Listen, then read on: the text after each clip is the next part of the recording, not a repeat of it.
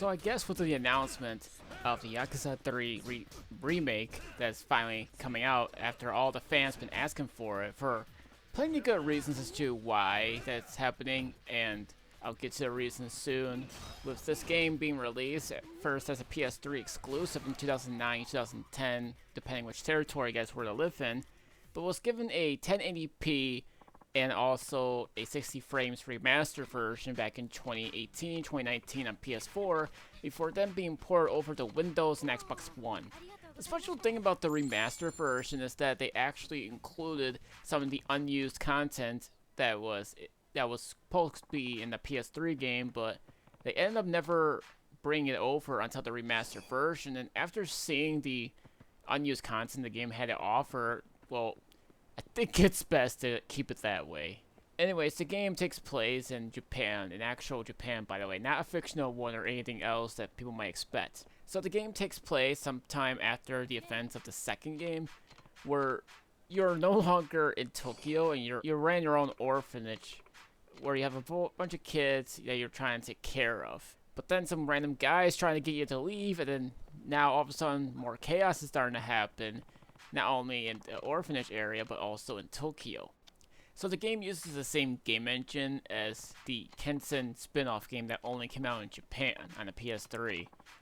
But for the game itself, you go around, you can do some side quests and whatever, and if you randomly bump into a person in the game, like a thug or a guy in a suit and whatever, then they'll start talking to you and then they'll fight you, which is kind of weird because it's just strange.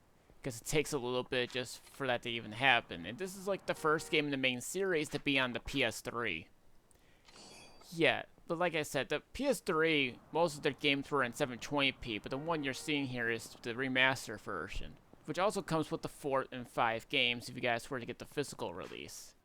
You also get some new and returning characters in this game for the thing. Now the thing is, many people have all went out of their way to say that the Yakuza 3 is the weakest mainline entry in the series. Well, it's not that the story or anything. The problem is its gameplay. It was also admitted that the North American version was rushed to, for whatever reason being, when we all know the games weren't doing so well outside of Japan, which is something to keep in mind. The thing is that whenever you start punching, you're only limited to a couple of punches before you keep upgrading. How do you upgrade exactly? By completing quests, or at least side quests, main quests, and also beating up enemies that'll come across you. Defeating them, they'll give you some sort of item or money.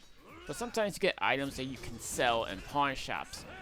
There's also a very few arcade games you guys can play, and also some game activities like darts, pool, and whatever else you can find. And this game actually introduced karaoke. It's just Yakuza 0 is the one that popularized it. There was some DLC as well for the game on the PS3, but they're all been bundled up in the remastered version. There was some 2-player games that you can play in pool, darts, bowling, golf, and quizzes. Okay, but the Western version seemed to be somewhat different, and that's basically is. There were some differences here, but yeah, there is 2-player mode for you guys to play in terms of just only mini games, and that's it.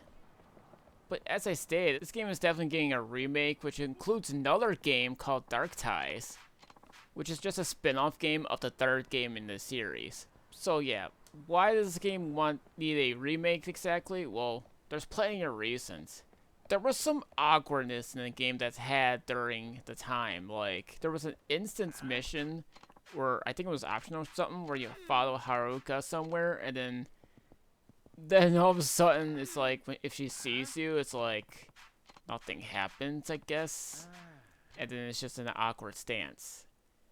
This game had many awkward moments where you think something would have happened, but it's almost like, well, again, admittedly, they freaking rushed the game out for some reason. So there were a lot of awkward sequences that this game even had. The combat is not the greatest, and you want to know how you charge up the heat meter in terms of intense moments? Spamming the R2 button. If you think this is strange, then wait till you see Yakuza Dead Souls. That's even worse. But yeah, this game definitely has some gameplay stuff that's questionable at best. And during the time, this was the game to return English voice casting, well, sort of. Because the first game, in terms of voice acting, didn't do so well. Well, it's already been memed about, so I'm pretty sure you guys can look into that. There's a few characters in the game that spoke brief English, but one of them is pretty much natively English, so it's kind of weird. But that's the strangest part about the remake, is that they're including the English language version as well. Not just the subtitles, but just the voice acting alone, which doesn't make any sense because the English with the Japanese at the same time, just playing Japanese, is supposed to add up to something. It also kind of reminds me how Yakuza 7 had the same issue as well.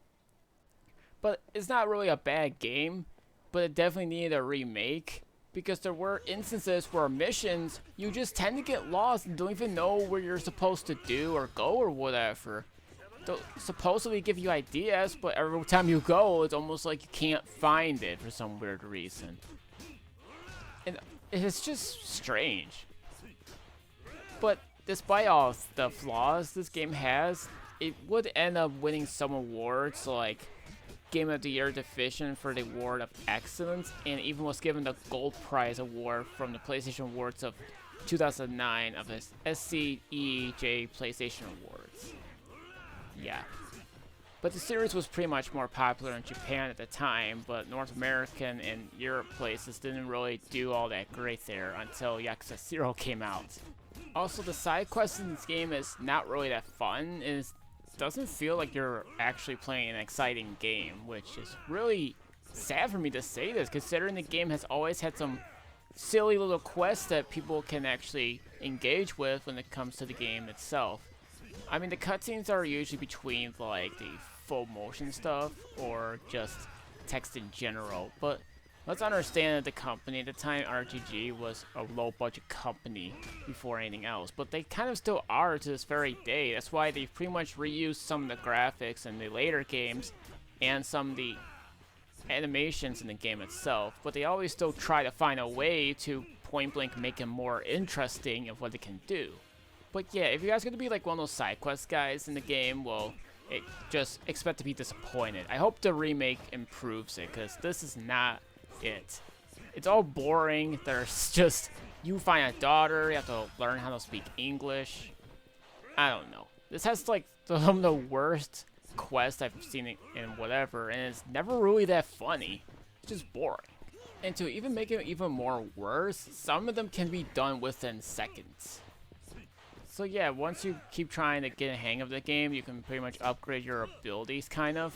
But I've never been able to figure out how to add in more heat action stuff in terms of, like, you know, besides headbutting, for example. I've seen people have it, but I can never figure that out. Even when I play both the PS3 and PS4 version, I can never figure that out regardless. So I'm just gonna say that this isn't a bad game, but I am glad we're finally getting a remake that can fix most of the issues that this game has, and for good reason being. But definitely Yakuza 4 and 5 has definitely improved the game overall. The fourth game would still use the same game engine, while 5 will go on to improve the game's graphics and such. So if you ever wonder why some people are divided on Yakuza 3, then you can always play on multiple different platforms and whatever. It usually goes on sale most of the time, but you can always just get it for good cheap and whatever. But that's all I'm gonna say about this one. It has its own flaws, not a bad game, but if you guys do like watching cutscenes, then this is for you.